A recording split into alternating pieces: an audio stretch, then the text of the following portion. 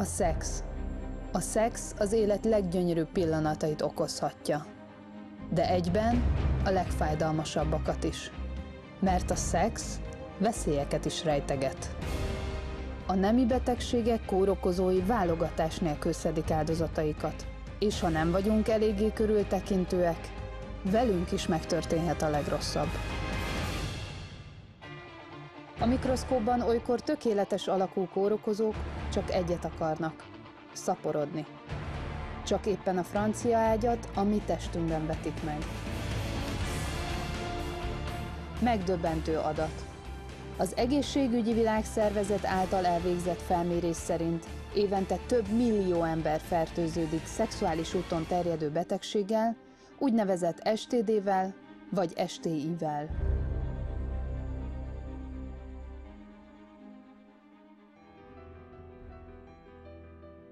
Hát azt tudom a nemi betegségekről, hogy rosszak. Hát azért sokan szerintem nem tudnak így mindenről, meg mi sem tudunk mindenről. 2013-ban olyan téveszmék léteznek, hogy csókolózás útján terjed például a HIV, azt nem vállalhatatlan.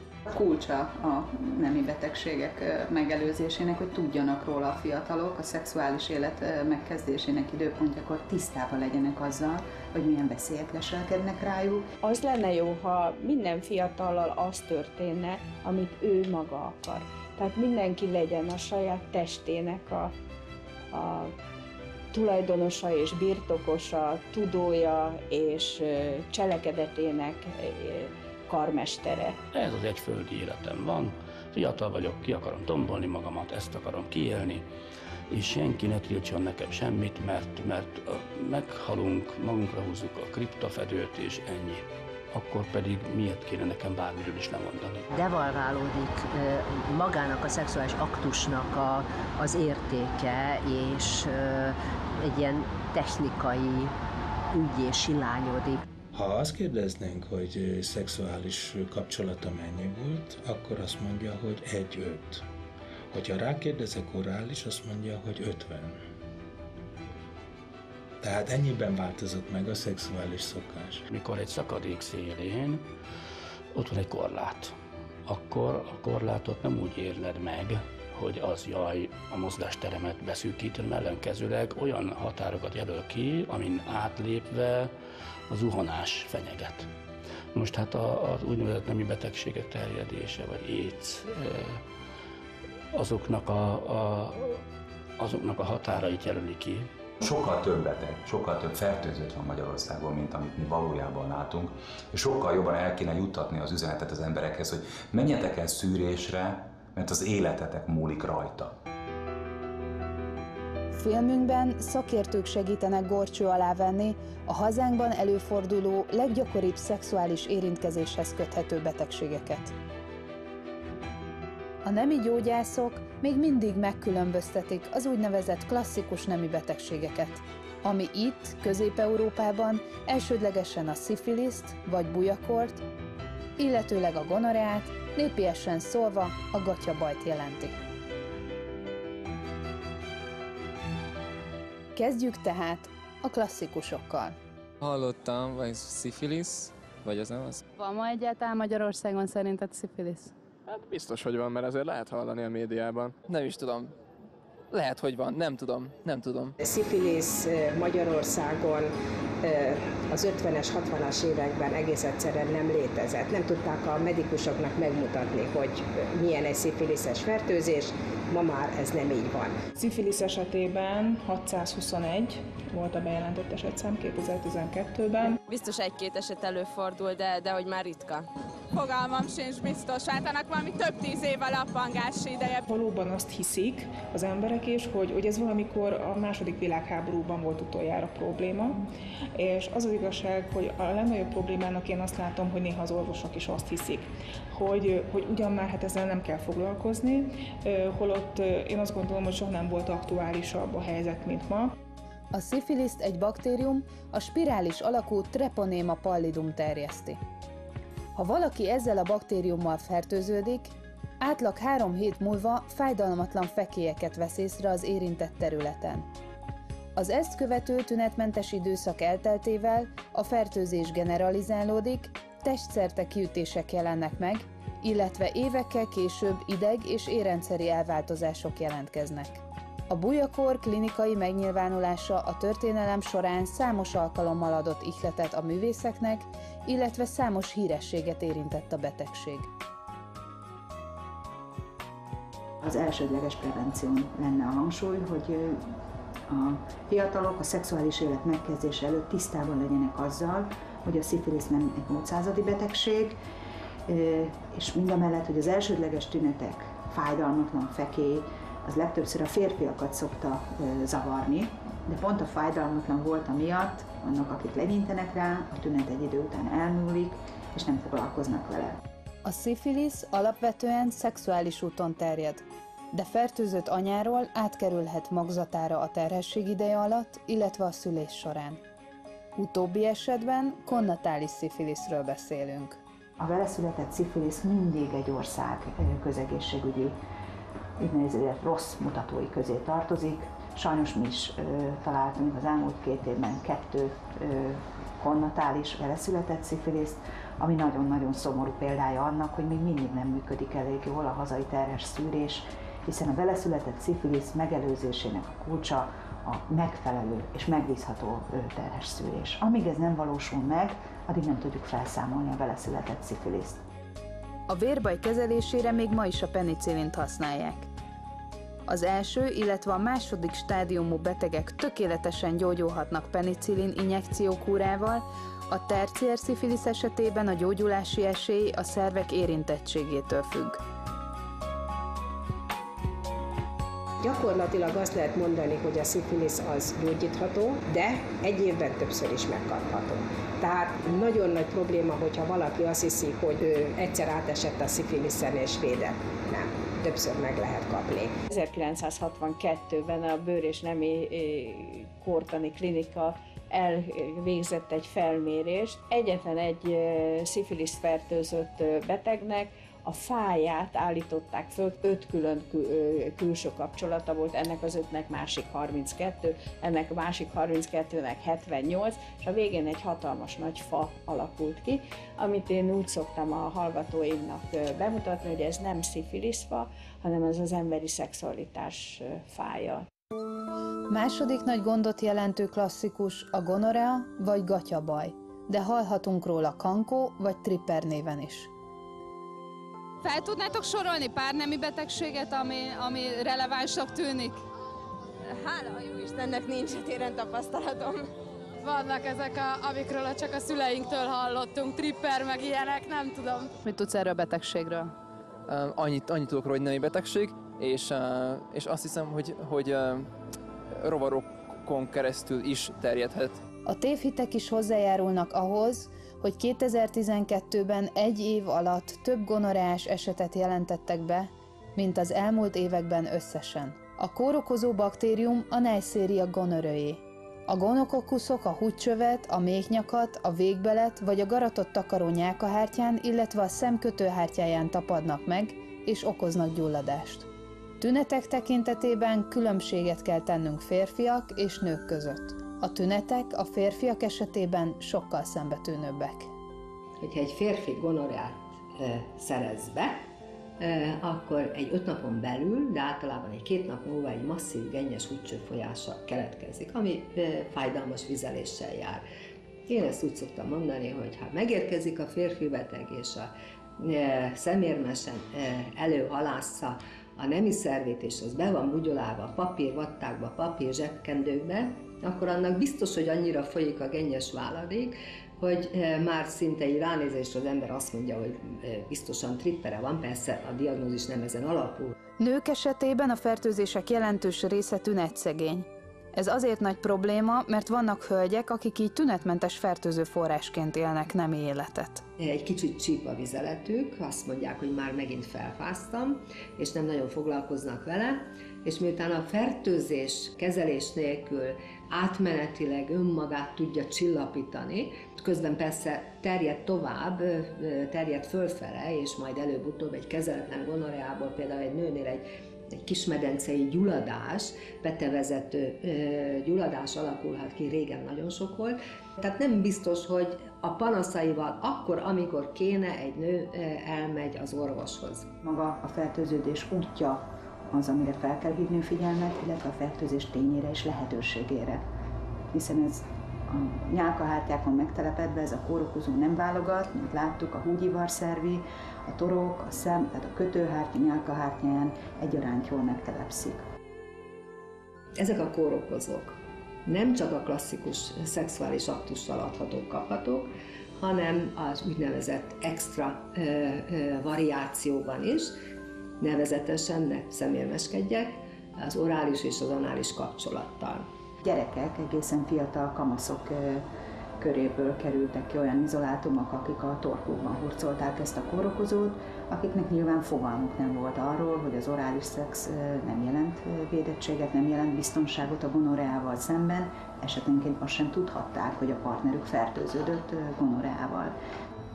A személyzeti fertőzés az a tévhittel ellentétben nem egy uszodafertőzés, nem arról van szó, hogy a fertőzött uszodavíz közvetíti, hanem a fertőzött úgy ivarszervi területről az illető vagy a saját kezével közvetíti a kórokozót a szemébe, ezt úgy szoktuk mondani, hogy autoinfekció, vagy pedig a partner fertőzött váladéka kerül oda, és természetszerűleg ez is arra utal, hogy ez egy nemi betegség részjelensége.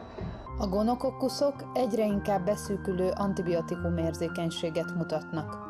Jóformán alig maradt olyan antibiotikum, amivel szemben megtartották érzékenységüket. Ez egy figyelemfelkeltő, egy alarmírozó jel volt arra vonatkozólag, hogy sajnos ez a baktérium előttünk jár, és bekövetkezhet az az időszak, amikor már nem tudunk milyen antibiotikummal fellépni ellene. Van egy versenyfutás a kórokozó és az antibiotikumok között, a lehetőségeink között. A kórokozó túl akar élni. Globális mértékben a leggyakoribb bakteriális STD kórokozó a Chlamydia trachomatis, mely nem komplikált, úgynevezett nem gonoreás húgycső, illetve méhnyakgyulladást okoz.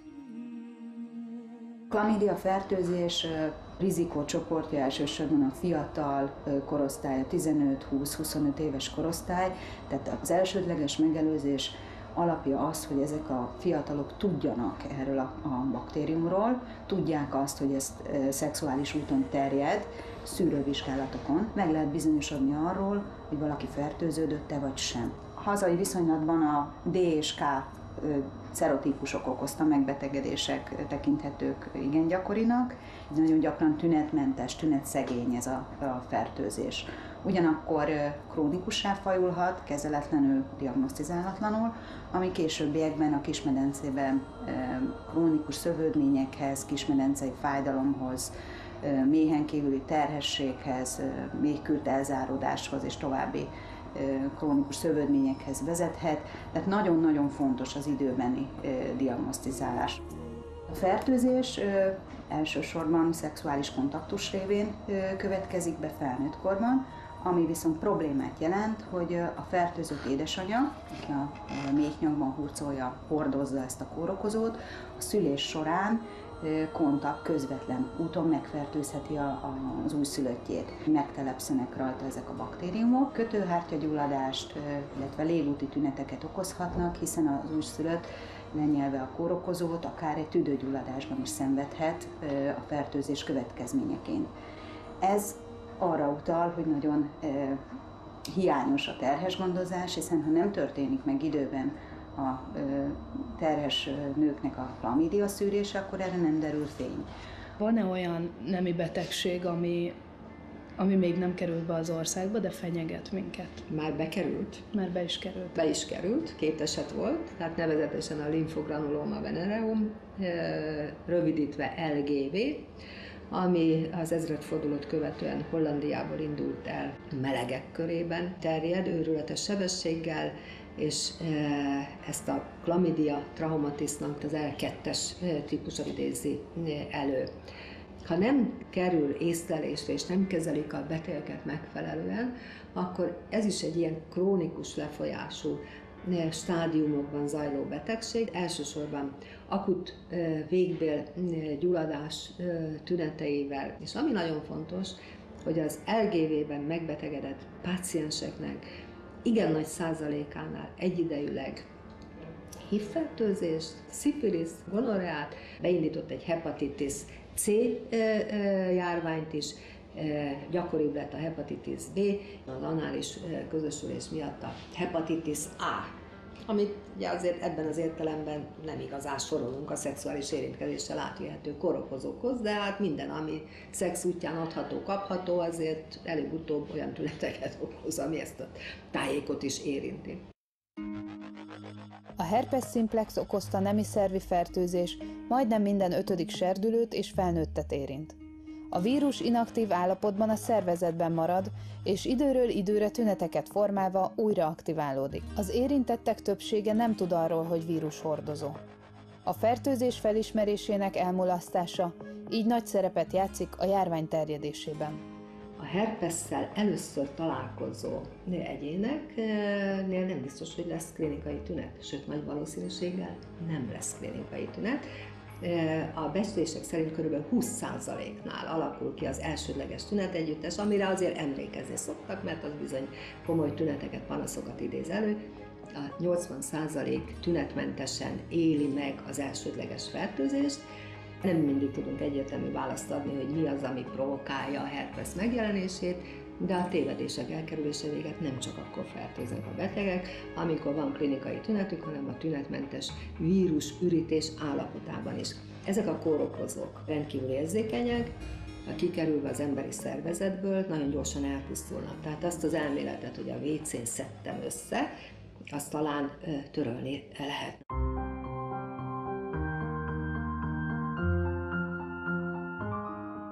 De a nemi érintkezés ma már egy eléggé tágfogalom. Gyakorlatilag az anális érintkezés, ugye kezdetben csak azt tartották, hogy a melegek, homoszexuálisak körében divatos szexuális forma, de a mi tapasztalatunk és felméréseink alapján egyre több heteroszexuális pár is gyakorlatilag az anális közösülést választja előjátékként vagy kiegészítő játékként, és hát nem beszélve az orális szexről, ami szintén gyakorlatilag a szexuálisan átvihető fertőzéseknek megint egy nagyon széles tárházát nyitotta meg. Világszerte több mint 600 millió humán papillómavírussal fertőzött ember él. Az aktív szexuális életet élő nők több mint fele életében egyszer már átesett a HPV fertőzésen. A fertőződés testi kontaktus útján következik be, alapvető feltétel a bőr vagy a nyálkahártya mikro- vagy makrosérülése. Ez a vírus felelős a méhnyakrákok több mint 95%-áért. Mostanáig a nőgyógyászati daganatokkal hozták összefüggésbe. Ennél sokkal, de sokkal több problémát okoz a HPV, a férfiaknál péniszdaganatot okozhat, nagyon komoly az ánusz, tehát a végbélnyírás körül kialakuló daganatoknak, sipolyoknak a gyakorisága, egyre több ilyen beteggel találkozunk, különösen akkor, hogyha sok a partner, minél nagyobb a partnerszám, annál nagyobb a valószínűsége, hogy valamilyen maradandó károsodás alakul ki. Utóbbi időben egyre nagyobb hangsúlyt fektetnek az orális szex következtében kialakuló papillómavírus fertőzésre, ami a szájban különböző daganatot eredményezhet, és összefüggésbe hozhatók a papillómavírus bizonyos genotípusainak a fertőzésével. Gyakorlatilag mi 37 genotípust tudunk kimutatni azzal a rendszerrel, amivel mi most dolgozunk. A védőoltás az a 16-os, 18-as ellen van, ami nőgyógyászati esetben a leglényegesebb, tehát különösen a 16-os az majdnem minden daganat mögött kimutatható, és vannak az úgynevezett 6-os és a 11-es genotípus, amik például a különböző szemölcsök vagy kondilómák kialakulásáért felelősek. Tehát, hogyha valaki például arra gondol, hogy a kezén vagy a nyakán vagy bárhol szemölcs van, nagyon könnyen elképzelhető, hogy bizony a HPV-t ott is ki lehet mutatni. Az óvszer ugyan csökkentheti a HPV-vel való fertőződés kockázatát, de teljes védelmet nem ad, mivel a vírus bármilyen fertőzött bőrfelületről átkerülhet a partnerre. Megoldást jelent a védőoltás, de sokan mégsem élnek ezzel a lehetőséggel. A vakcinával kapcsolatos tévhitek eloszlatásra várnak. A vakcina semmiképpen nem káros, a szakemberek nem zárkóznak el attól a gondolattól, hogy a vakcinát akkor is érdemes beadatni, hogyha valamilyen genotípus, valamelyik genotípus kimutatható. Ártani semmiképpen nem árt, inkább javít. Hogyan terjed az AIDS? Hát szexuális úton. És bárhogy, tehát hogyha csokkolozunk, elkapjuk? Nem, de hogy is. Az AIDS-ről mennyit tudtak, vagy a HIV vírusról? Maga a HIV vírus talán még nem fertőző, úgy tudom, vagy fordítva? A szerzett immunhiányos tünetegyüttes, vagy AIDS kórokozója a HIV, a humán immundeficiencia vírus. Jelenleg a világon több mint 34 millió HIV fertőzött él. Magyarországon a 2012-t megelőző időszakban az egy évben újonnan bejelentett HIV-fertőzöttek száma 150 körül mozgott. 2013-ra ez a szám meghaladta a 200-at. Körülbelül egy évvel ezelőtt vettük észre azt, hogy a fiatalok, a 18-25 éves korosztályba tartozó fiatal fiúk és lányok között indult meg egy elég komoly járvány. Ennek a megelőzését, ezt egy nagyon komoly feladatnak kellene tekinteni. Ha ez nincsen meg, akkor őket ez nem fogja érdekelni. Mi több? Ha nem látnak HIV-fertőzötteket, megjelenő HIV-fertőzötteket kamera előtt, akik nem lesötétített, elárnyékolt helyekről beszélnek, hanem szemtől szembe mondják el a dolgokat, akkor azt se látják. Tehát nincs HIV-fertőzött Magyarországon. Sajnos úgy tűnik, hogy Magyarországon, de Európa más országaiban is ma már senki nem fél a HIV-től. Élő arc, megbízható, felismerhető, hihető. Tehát ide valódi arc kell. Kovács István vagyok, HIV pozitív.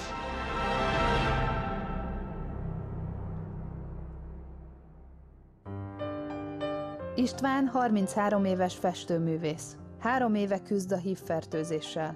Speciális a helyzete. Vele született immunhiányos betegsége miatt az ő esetében a HIV gyorsabb lefolyású állapotromlást eredményezett.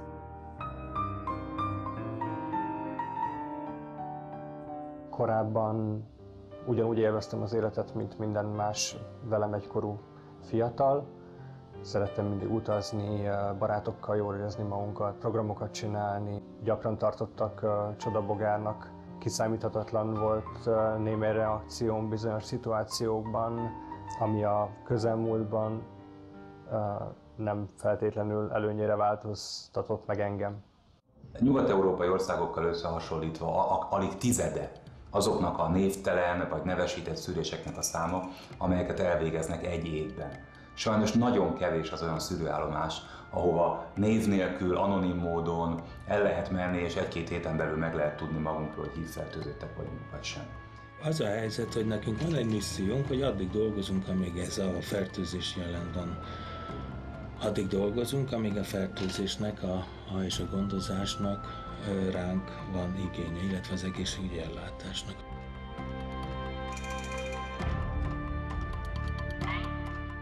Sok évvel ezelőtt felköltöztem Budapestre, Borsod megyéből, akkor úgy alakult az életem, hogy az első hónapokban megismertem egy fiatalembert, aki ugyancsak HIV-pozitív volt már, és figyelve az ő életét tartottam fontosnak automatikusan, hogy amennyiszer csak indokolt lehet, mint 20 éves aktív szexuális életet élő fiatalnak legalább 3-4 havonta elmenjek én is szűrésre. 2010-ben összehozott a sors egy olyan emberrel, akivel kapcsolatban így utólag azt kell mondanom, hogy nagyon naív voltam. Nem szabad senkiben sem bízni. Jobb, ha mindenkit HIV-pozitívként kezelünk, és úgy érintjük meg, és akkor nem lehet baj. Gonosz volt az ember, vagy csak buta, azt nem tudom, és már igazából mindegy is. A legfontosabb az most az életemben, hogy túléljem. 8 nappal a fertőzés után konkrétan kórházba kerültem. Elvesztettem a teljes fizikai erőnlétemet, felhívtam az orvosomat, hogy mentőt kell küldeni értem, mert valami nagyon rossz dolog történik velem, és nem tudok már autóba se ülni, hogy el tudjak vezetni a kórházig. Ott próbáltak mindenféle szerekkel kezelni, és szépen lassan elmúltak a tünetek valóban. Ami után egy stabil hőemelkedés viszont megmaradt, ami folyamatosan napi szinten utalta arra, hogy valami nincsen rendben. 2 nappal azután, hogy hazaengedtek a kórházból, az orvosom visszahívott, hogy amint lehet, menjek vissza hozzá és találkoznunk kell. Akkor visszamentem, félrehívott egy kis félreeső szobába, és kimondta a mondatot, hogy ön HIV pozitív.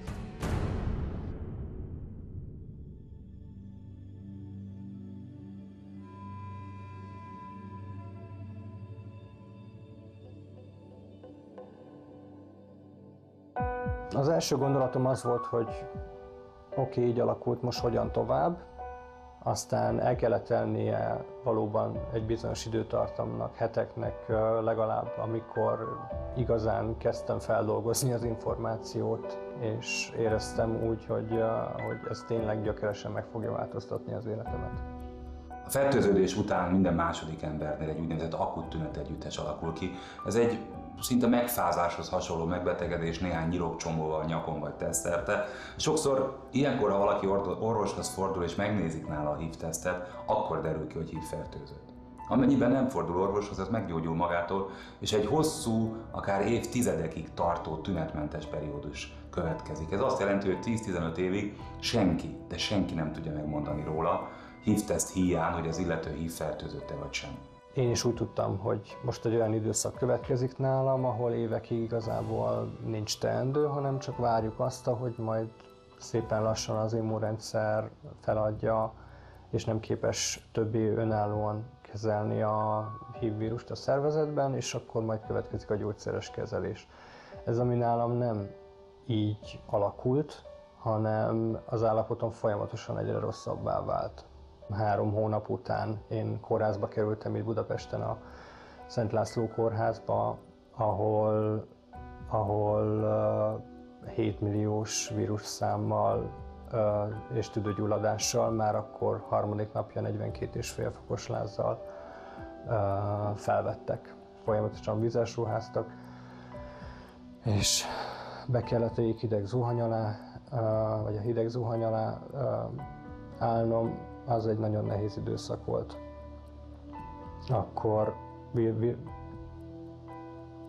Akkor csináltak különböző vizsgálatokat, ahol kiderült, hogy van a tüdőgyulladás, a citomegalovírus, a herpes simplex vírus, és nagyon aktívvá vált, túlságosan aktívvá vált bennem, nagyon sok fekély jelent meg, és olyan iszonyú torokfájás, amit én tapasztaltam, ami annyira meggátolta azt, hogy én tápláljam magam, hogy 10 kilót fogytam egy ilyen szűk 2 hónap alatt. Életveszélyes állapotba kerültem.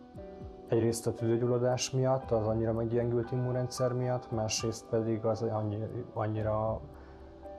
annyi HIV vírus volt bennem, több HIV vírus volt a szervezetemben, mint vörösvértest. Ma már az AIDS terápiája egy sikertörténet azokban az országokban, ahol hatékony gyógyszerek elérhetőek. 1995 óta Magyarországon is rendelkezésünkre áll az úgynevezett kombinált hatékony terápia, a HART terápia, ami 3-4 antiretrovirális gyógyszernek az összeállítását, úgynevezett koktélját jelöli.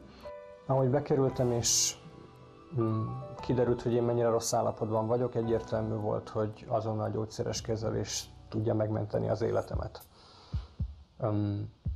Azonnal egy magasabb kategóriás típusú HIV gyógyszereket kaptam.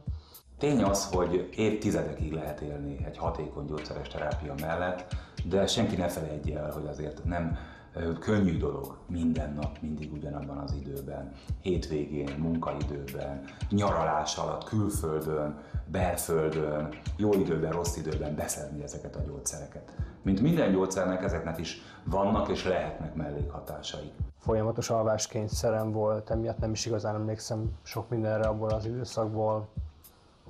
Emésztőszervi problémáim lettek már szinte azonnal. Folyamatos émeigés, szédülés, hányinger, a hajam egy része kihullott például, tovább fogytam. Ezek olyan moderált mérgek, amik teljesen át tudják alakítani az embernek a hétköznapjait, amiket elég nehéz elviselni.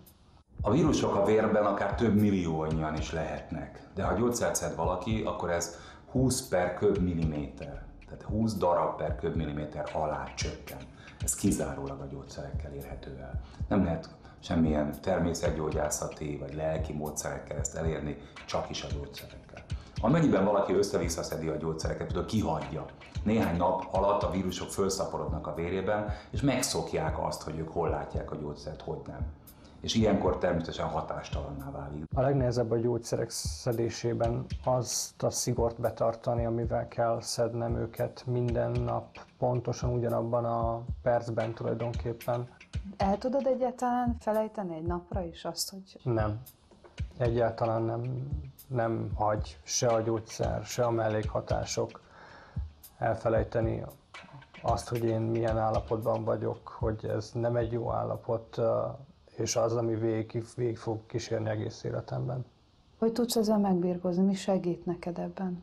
Szerencsés vagyok, hogy művésznek tudhatom magam, mert ez ad egy olyan szabadságot és programot, ez a kreatív gondolkodás, maga a tevékenység minden nap, amikor én vagy a vászon előtt állok és festek, vagy a számítógépen tervezek éppen, amivel sokkal könnyebb átvészelni a nehéz időszakokat, amik előfordulhatnak, illetve lekötni magam, ami nagyon fontos, az, hogy ne unatkozzon az ember, hanem kösse le magát, hogy ne legyen ideje gondolkodni, hogy valójában ő nem érzi jól magát a bőrében.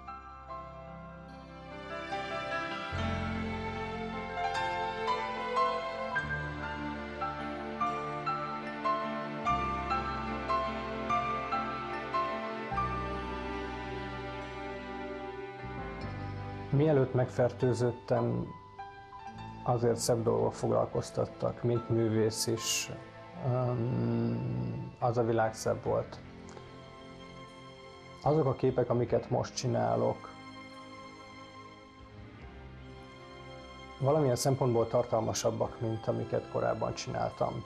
Amiket régen csináltam, azok pozitív gondolatoknál vezérelve voltak, színesebbek, vidámabbak, világosabbak.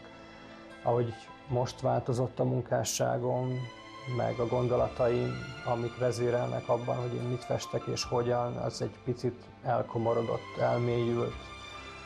Tetszik nekem ez is, meg örülök annak, hogy így alakult a munkásságom, mert valójában több tartalmat vitt az életembe. Rákényszerít arra, hogy jobban érzékeljem a külvilágot, azt, hogy hol élek, azt, hogy én hogyan élek, azt, hogy én milyen alakulok éppen.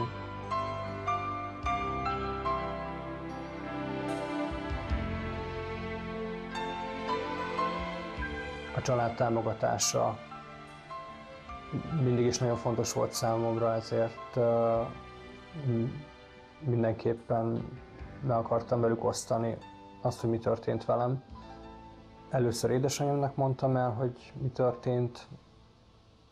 Egy napra rá a húgom jött látogatóba, és akkor neki is elmondtam. Végül apunak is, apuval is találkoztam, és neki is elmondtam. Aztán a reakciókat látva azt kell mondanom, hogy nagyon büszke vagyok rájuk. István nincs egyedül a betegségében. A barátok is támogatják őt a nehéz időszakokban.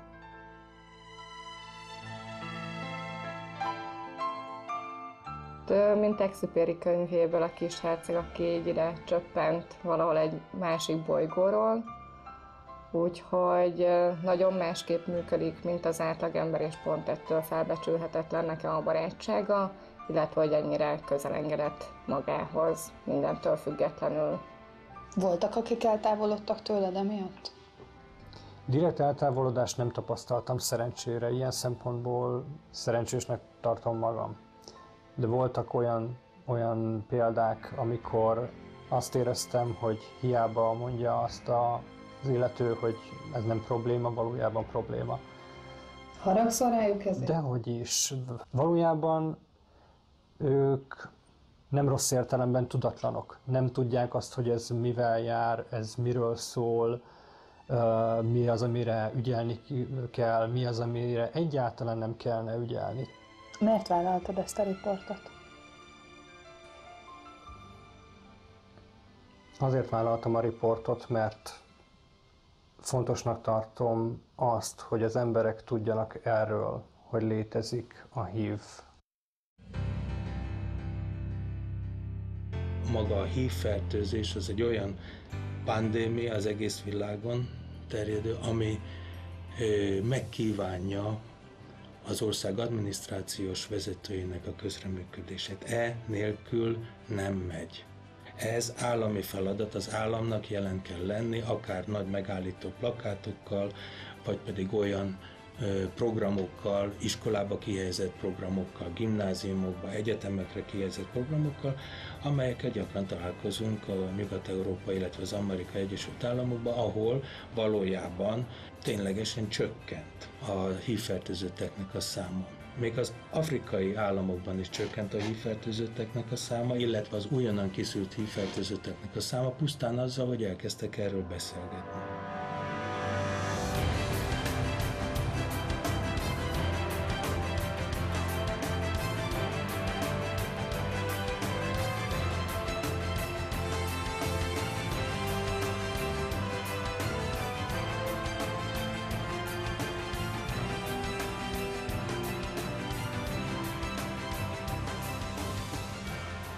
Hát ugye az AIDS világában élünk.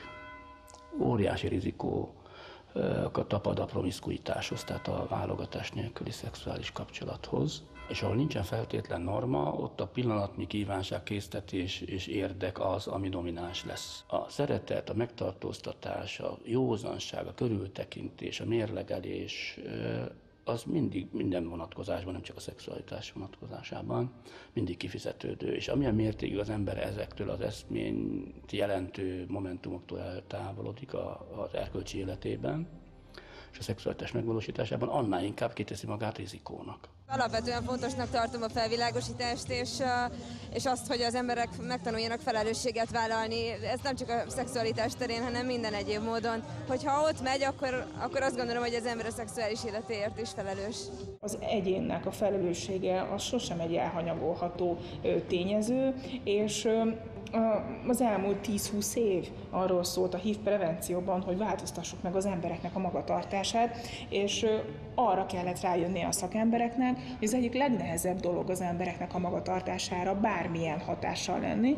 Nyilván érthető, hogy valaki nem akar egy HIV-tesztre elmenni, amikor annyira hihetetlenül nagymértékű társadalmi stigmatizáció övezi ezt a kérdést, és abban a pillanatban, amikor elmegyek egy HIV-tesztre, és esetleg kijön egy pozitív eredmény, akkor papíron van arról, hogy én most egy ilyen társadalmilag stigmatizált állapottól szenvedek.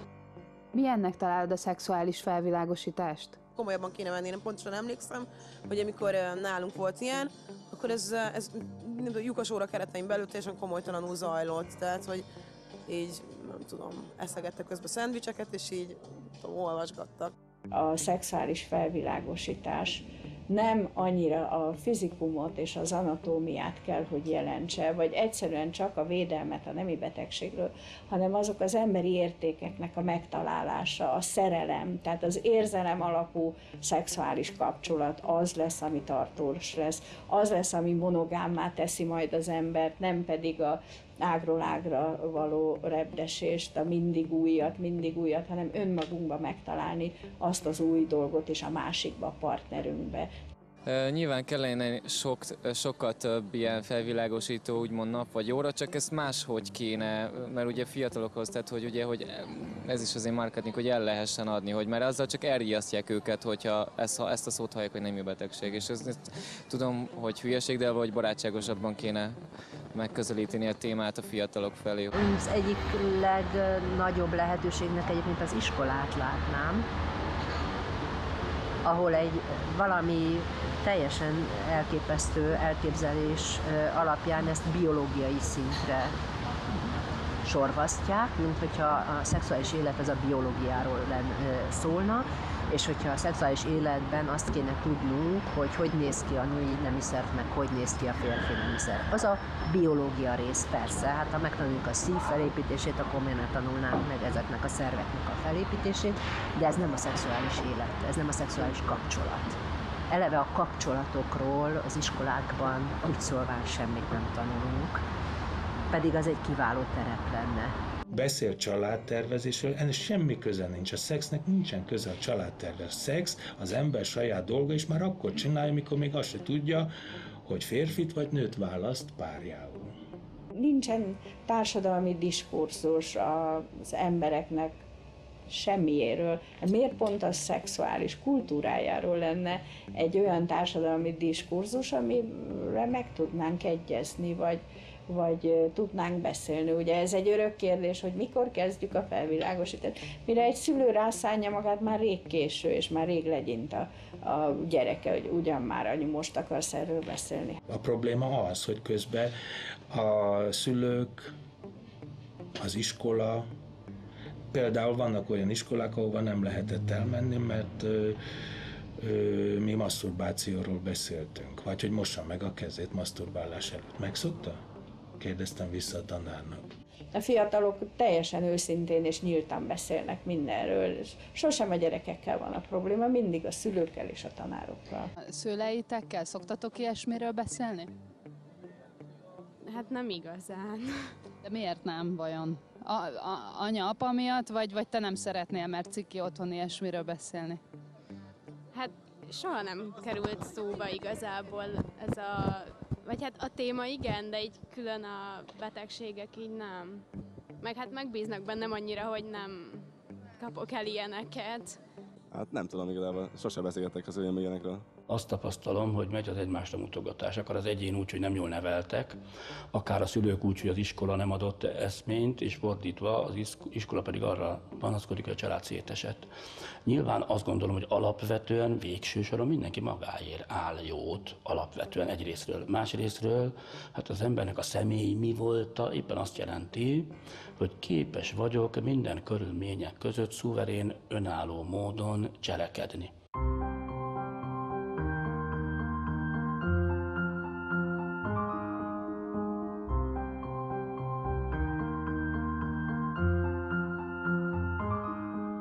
Fontosnak találod az óvszer használatát? Persze, abszolút. Tehát különösen, hogyha az ember, ugye ez most nagyon hülye hangzik, hogy a fiatalok többségére azért nem feltétlenül monogám párkapcsolat jellemző, de így van. Tehát ezekben az esetekben elengedhetetlen, úgy gondolom. Fiatal heteroszexuálisok körében végzett vizsgálataink azt mutatták, hogy az ő számukra a fő cél az a terhesség elkerülése. A Magyar Tudományos Akadémia egyik kiemelkedő munkatársa vezetésével zajlott egy nemzetközi kutatás HIV/AIDS prevenció témában, melynek eredménye bizonyíték arra vonatkozólag, hogy a felvilágosításnak mekkora szerepe van a fiatalok életében.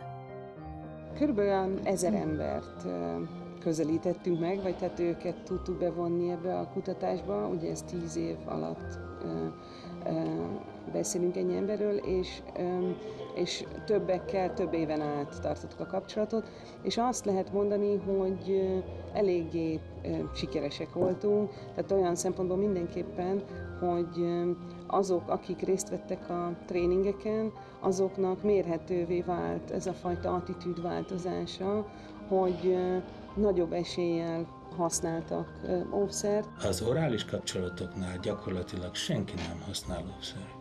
Nagyon sokan a fiatalok közül nem szeretik, mert kellemetlen, mert ugye nem lehet zokniba lábat mosni, stb. De egész egyszerűen ez még mindig mai napig is bármilyen hihetetlen az egyedül üdvözítő és tényleg hatékony védekezés.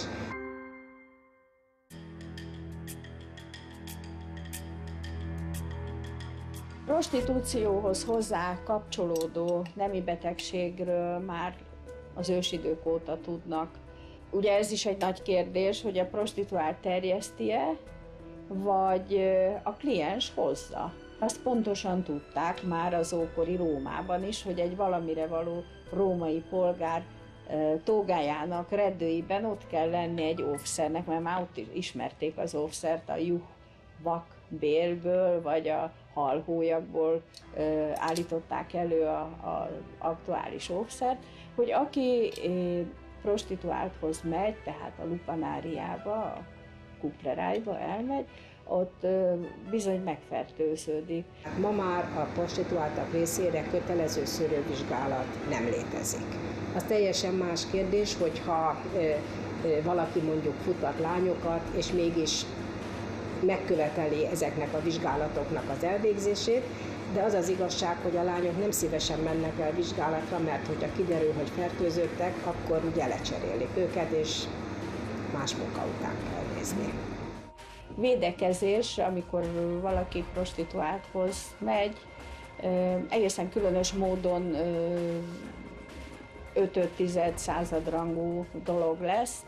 Ennek is egy lelki motivációja van, hogy azért fizet valaki többet, hogy óvszer nélkül tudjon közösülni egy prostituálttal. Ezt úgy is hívhatnánk, hogy a pénzen vett betegség. Teljesen mindegy, hogy HIV-AIDS-ről beszélünk, vagy gonokokkuszról, vagy szifilisz kórokozójáról. Tehát így terjed a nemi betegség, hogy vagy titkolt, vagy nem titkolt, vagy vigyázva, vagy nem vigyázva, de óhatatlanul az ember poligám, az ember nem hűséges típus, ez csak a társadalmi elvárás, aminek nem nagyon tudunk eleget tenni. Hogyha az ember vigyázni akar magára, akár Magyarországon, akár a föld bármely pontján, akkor tud magára vigyázni. Csak erre gondolnia kell, hogy ő akar-e, meg tud-e magára vigyázni. Azt gondolom, hogy mindenki tud. Az akarás, meg az információ az mindig egy másik kérdés. Most az árnyoldalról beszéltünk, de valljuk be őszintén, hogy életünk legszebb része a szerelem, és annak a fizikai megnyilvánulása a szex. Saját magamért végső soron, saját magam állok jót. Ezt a katolikus egyház úgy fejezi ki, hogy az Isten az ítéletkor a te lelkiismeretedet veszi alapul. Nem az, hogy ezt kívánták tőlem, meg mások ezt mondták, meg a korszellem ilyen volt, meg a tankönyvben azt írták, hanem hogy végső soron te magad az életeddel mihez kezdtél, és ez érvényes a szexualitásra is. Félsz? Minden egyes nap.